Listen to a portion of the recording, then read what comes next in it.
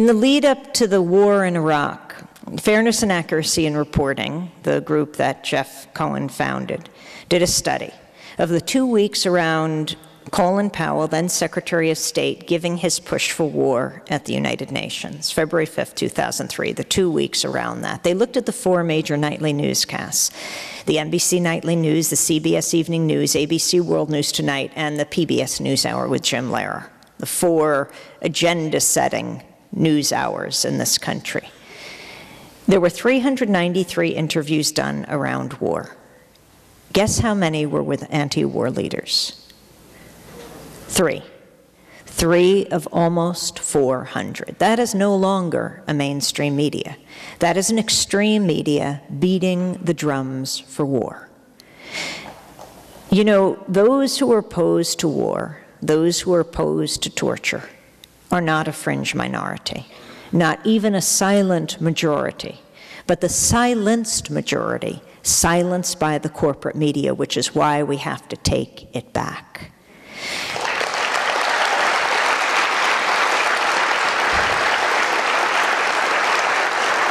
The media are the most powerful institutions on earth, more powerful than any bomb, more powerful than any missile. And the Pentagon's deployed the media, which again is why we have to take it back. Deploying the media, the embedding process, I believe, has brought the media to an all-time low. Reporters embedded in the front lines of troops in Iraq or Afghanistan? What about reporters embedded in Iraqi hospitals and Afghan communities and the peace movement around the world? That gives you a full picture of war.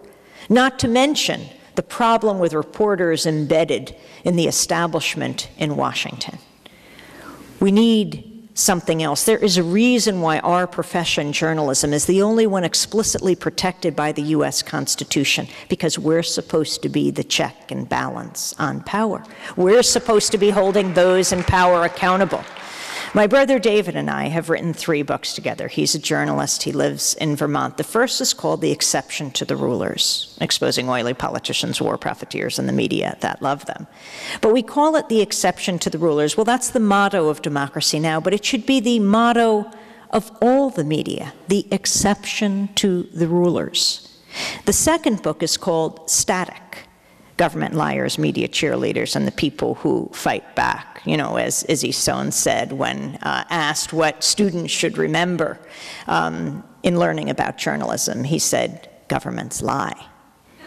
Well, we call the book Static because even in this high-tech digital age with high-definition television and digital radio, still all we get is static. That veil of distortion and lies and misrepresentations and half-truths that obscure reality, when what we need is the media to give us the dictionary definition of static: criticism, opposition, unwanted interference. We need a media that covers power, not covers for power. We need a media that is the fourth estate, not for the state. And we need a media that covers the movements that create static and make history.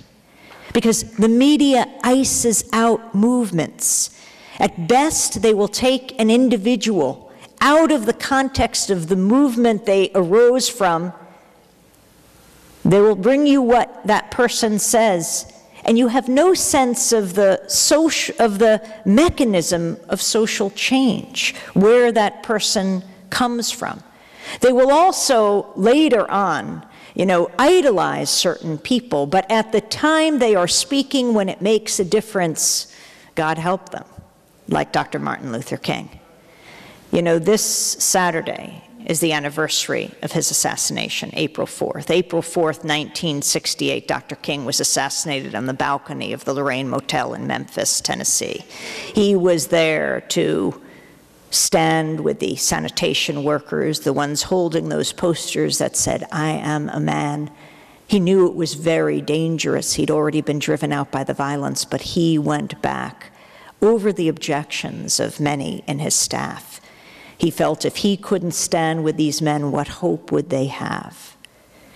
He went back He gave that speech, remember, April 3rd at the Mason Temple in Memphis that became so famous. I was recently speaking in Memphis, and a man came up to me, an older gentleman who was young at the time. He said he was sort of a punk on the streets, and his dad said, "You got to come to hear this talk." It was sanitation workers and their families. He said he remembered going into the Mason Temple. It was a driving rain, and he was hearing the staccato ticking of the stiletto heels of the women as they were tapping on the ground waiting for Dr. King. But Ralph Abernathy was there, and he had to call Dr. King, who wasn't feeling well, not planning to come out and say, "Martin, they need you here. They need you here tonight." And he came in and he gave that famous address, the mountaintop address. Well, you know, a year to the day before Dr. King was assassinated, he was in New York on April 4th, 1967, at Riverside Church, giving his now famous Beyond Vietnam speech, or some call it the Why I Oppose the War in Vietnam speech, where he talked about the country he loved, America, being the greatest purveyor of violence on earth. Many, even in his inner circle, told him not to speak out against the war. He had accomplished so much. He had an ally in the White House, right? That President Johnson had been forced to sign the Voting Rights Act, the Civil Rights Act. He was standing with Martin, with Dr. King. Why take him on the war? This was not the issue of the civil rights movement, and Dr. King said no. He said, "I care about brown babies abroad like I care about them here at home. I care about militarism and racism. I care about materialism," he said. And he had to take it on, even if it did isolate him, even if it did, as Jeremy Stone was saying, make him lonely. He had to speak what he believed. And he gave this powerful address against war.